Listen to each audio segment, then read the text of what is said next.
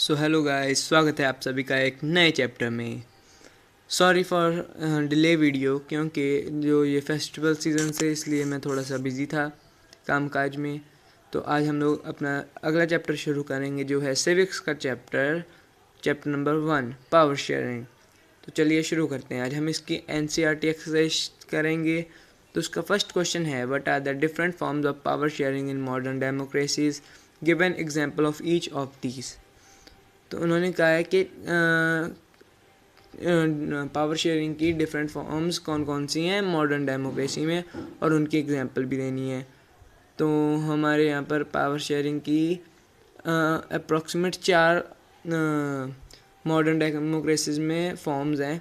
First है horizontal distribution of power. Horizontal distribution of power में जो पावर है वो शेयर होती है डिफरेंट ऑर्गन्स ऑफ गवर्नमेंट में, जैसे लेजिस्लेचर हो गया, एग्जीक्यूटिव और जुडिशरी।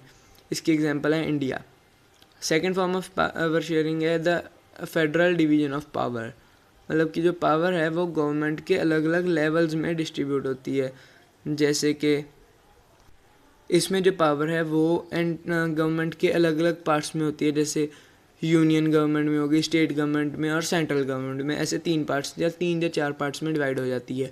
इसका भी एग्जांपल इंडिया आ जाएगा। उसके बाद आता है कम्युनिटी गवर्नमेंट, जिसमें जो पावर है वो हर रिलीजन के पास होती है, जो हर लिंग्विस्टिक ग्रुप्स के पास होती है। ठीक है, लिंग्विस्टिक्स ग्रुप्स में शेयर होती है। इसके एग्जांपल आ जाएगी बेल्जियम।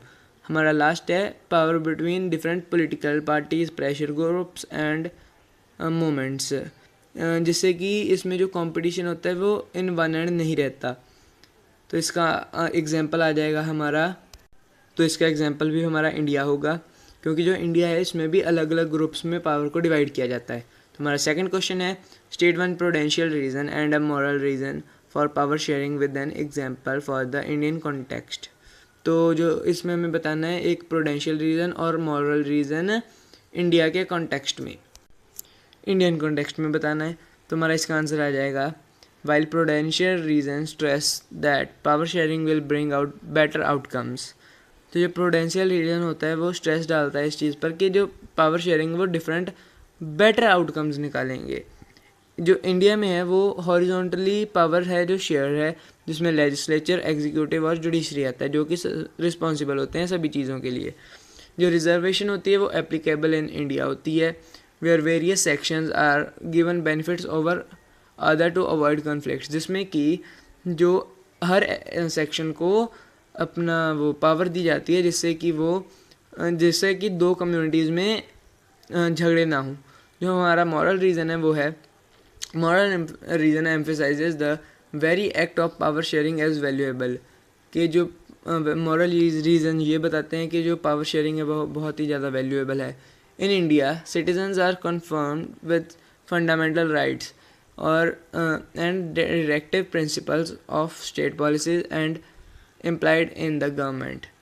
कि जो मॉरल रीजंस में जो पावर है वो गवर्नमेंट के पास होती है, और जो पीपल होते हैं वो फंडामेंटल राइट्स भी मानते हैं और डायरेक्टिव प्रिंसिपल्स ऑफ स्टेट्स भी।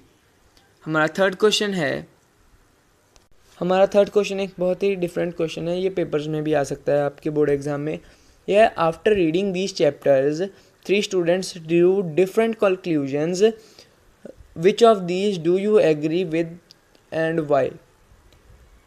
हमारा फर्स्ट है, give your reason in about 50 words. हमारा जो फर्स्ट पर्सन है वो है Thomman. Power sharing is necessary only in societies which have religious, linguistic और एथनिक डिवीजन। जो तोमन है वो कहता है कि जो पावर शेयरिंग है वो नेसेसरी होनी चाहिए उन सोसाइटीज़ में जिनमें कोई रिलीजियस ग्रुप हो या एथनिक या कोई लिंग्विस्टिक ग्रुप हो।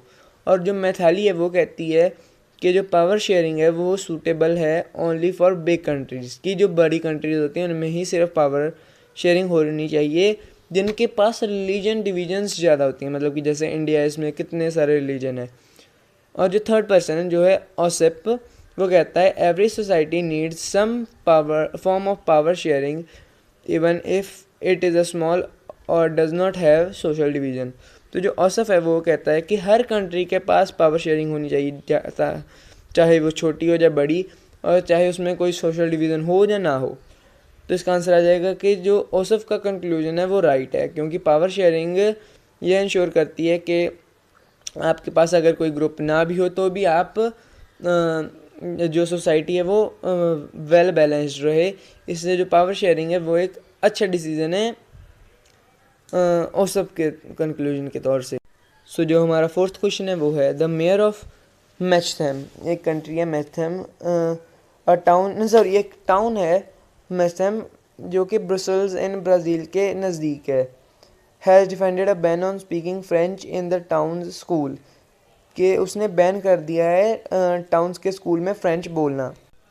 और उसने कहा कि जो नॉन डच स्पीकर्स हैं वो इंटीग्रेट करेंगे फ्लेमिश टाउन में, कि वो जो नॉन डच हैं, जो फ्रेंच पीपल्स हैं, वो फ्लेमिश टाउन में चले जाएं।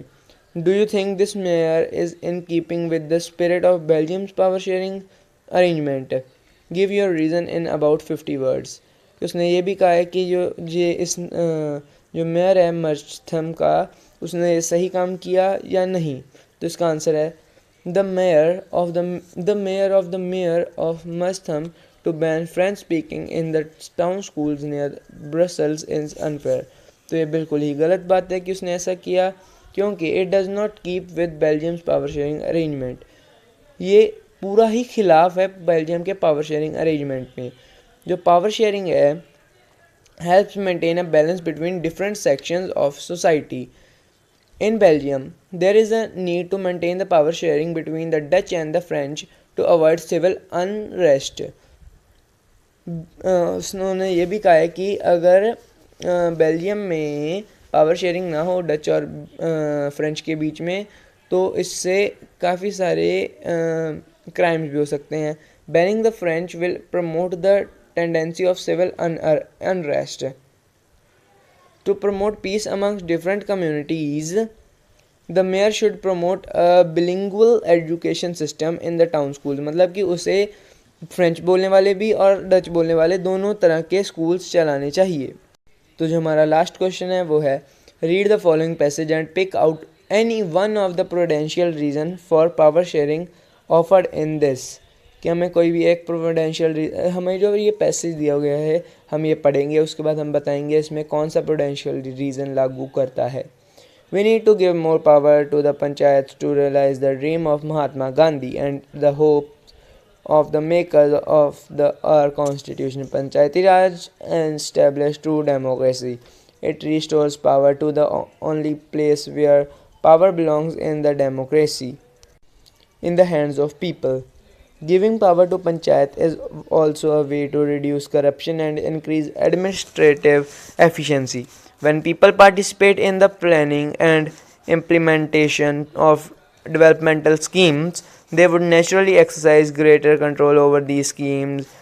This would eliminate the corrupt middleman। Thus, Panchayati Raj will strengthen the foundation of our democracy। इसमें उन्होंने ये कहा है कि जो महात्मा गांधी है, अगर हम पंचायत को पावर दे देंगे तो महात्मा गांधी का ड्रीम पूरा हो जाएगा और जिन्होंने कॉन्स्टिट्यूशन बनाया उनकी होप्स भी पूरी हो जाएंगी।